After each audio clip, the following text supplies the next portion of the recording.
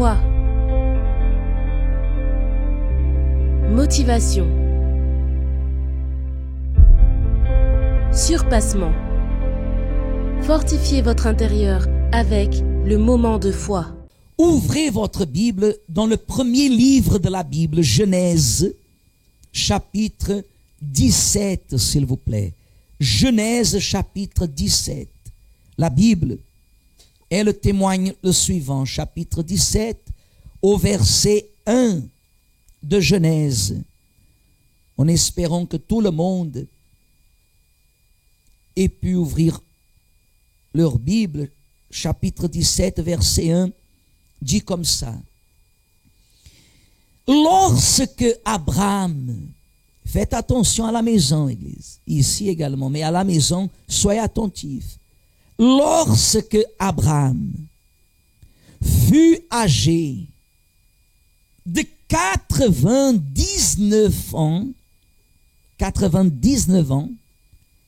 l'Éternel apparut à Abraham.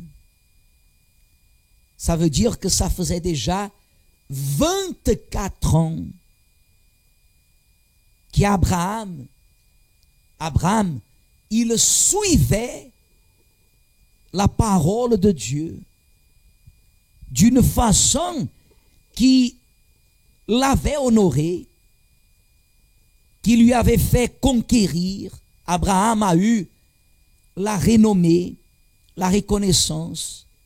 24 ans qu'Abraham, il suivait.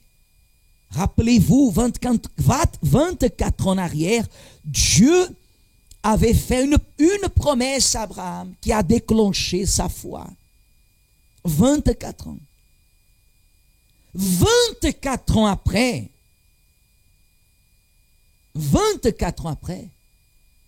Abraham, il n'a pas eu encore ce que Dieu lui avait promis de crucial.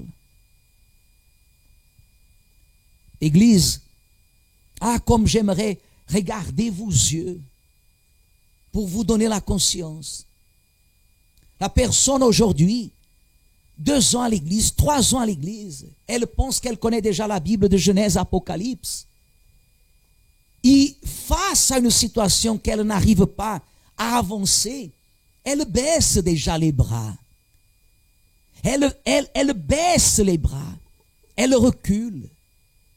Elle entre dans ce système que le diable planifie. Sortir de l'église, revenir à l'église, sortir de l'église, revenir à l'église, sortir de l'église, aller dans d'autres églises, cherchant la satisfaction d'une parole prophétique. Et la personne ne s'établit jamais avec une alliance avec Dieu. Non. Elle fait un va-et-vient, va-et-vient. Elle fait un pas devant, 3 pas en arrière, un pas devant, 3 pas en arrière. Et elle se fie beaucoup à ce pas qu'elle fait, mais elle néglige les 3 pas en arrière. Ils sont remarqués, la vie avance, mais elle est en train de reculer. Parce qu'un pas en avant, 3 pas en arrière, vous fera toujours marcher en arrière. Abraham avait 90 ans, s'il vous plaît. Quand vous dites, Dieu, tu es le Dieu d'Abraham, méditez à ce que vous dites. Pour ne pas vous comparer à quelqu'un que 24 ans après n'a pas eu ce qu'il voulait, mais il se maintenait ferme. Dit la Bible, je suis le Dieu tout-puissant, verset 1 encore. Dieu lui dit, marche devant ma face et sois intègre. J'établirai mon alliance entre moi et toi et je te multiplierai à l'infini. Abraham à l'époque tomba sur sa face et Dieu lui parla en disant, voici mon alliance que je fais avec toi.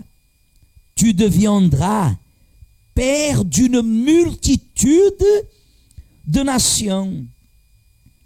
On ne t'appellera plus Abraham, mais ton nom sera Abraham, car je te rends père d'une multitude de nations.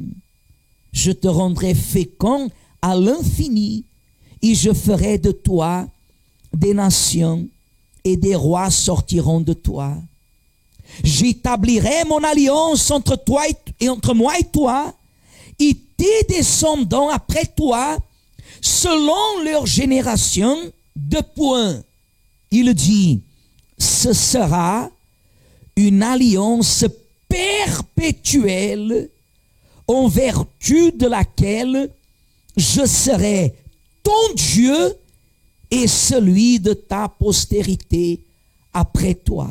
Je te donnerai et à tes descendants après toi le pays que tu habites comme étranger, tout le pays de Canaan en possession perpétuelle, et je serai leur Dieu. 24 ans, Dieu avait promis à Abraham faire de lui une source de bénédiction, une grande nation.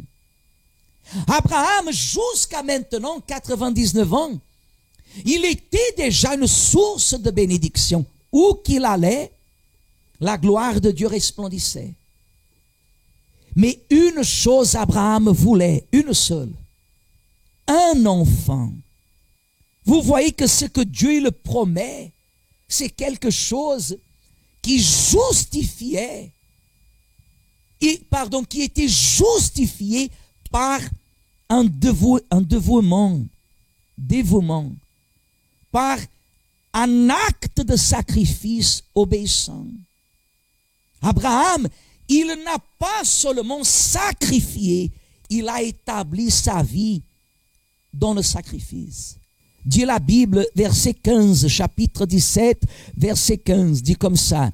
Dieu dit à Abraham, le nom d'Abraham avait déjà été changé. Dieu dit à Abraham, tu ne donneras plus à Saraï, ta femme, le nom de Saraï, mais son nom sera Sarah. Je la bénirai et je te donnerai d'elle un fils.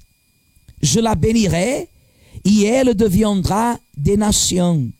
Des rois de peuples sortiront d'elle.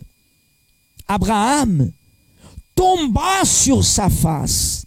Il rit et dit en son cœur, regardez bien mes amis, naîtrait-il un fils à un homme de 100 ans? Et Sarah, âgée de 90 ans, enfanterait-elle?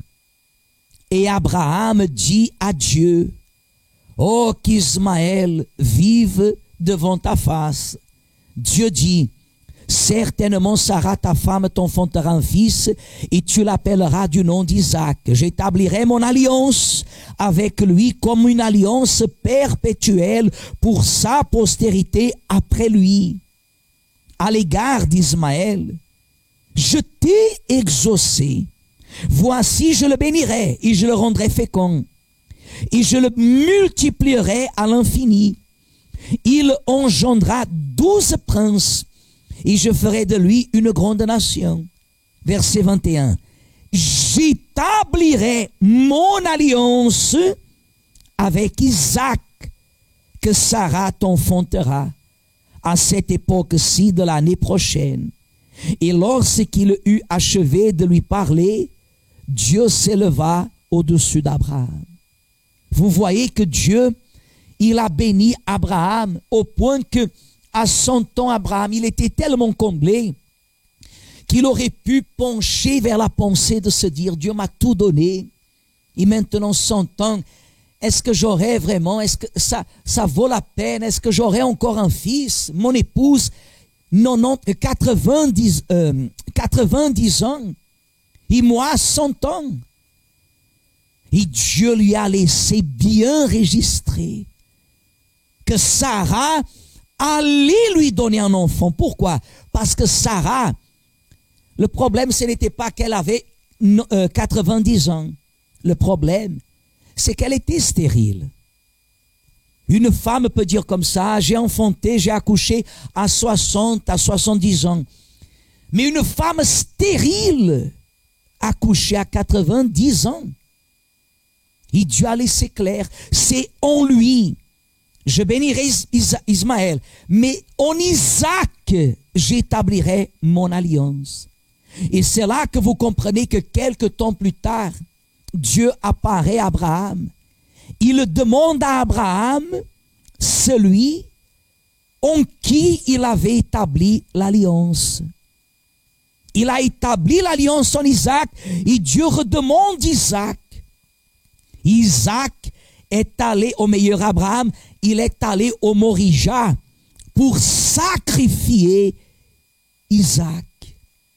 Et ça, c'est l'esprit. L'esprit du sacrifice, c'est pour Dieu. Ça, c'est l'esprit du sacrifice.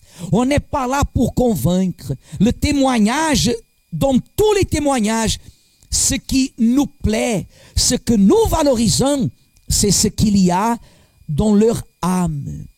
C'est ce qu'il y a dans leur intérieur. Dieu n'a pas besoin de rien en nous. Mais nous avons besoin de 100% de Dieu. Nos sacrifices témoignent combien on a besoin de Dieu.